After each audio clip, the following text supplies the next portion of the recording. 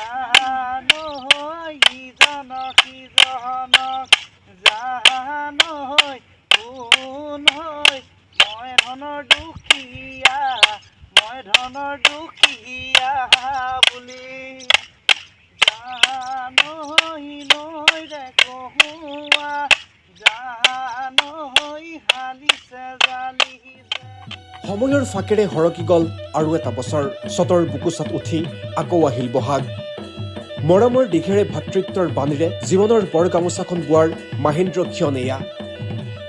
সমন্বয়ৰ মহামন্ত্ৰ আওৰোৱাৰ সম্প্ৰীতিৰ এনাজৰীডাল অধিক নিকপকপীয়া কৰাৰ সময় এয়া।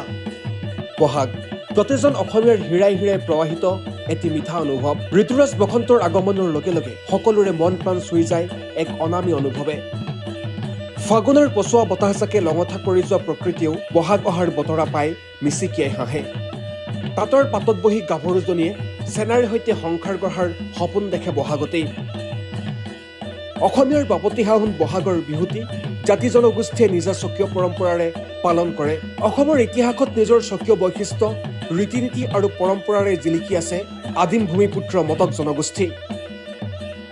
আদিম সৌমাৰখণ্ডত বাস কৰি অহা মটকসকলৰ নিজস্ব কৃষ্টি সংস্কৃতি, ৰীতি নীতি, ধৰ্মীয় পৰম্পৰা আদিসমূহৰ অন্যতম হৈছে মটক বিহু।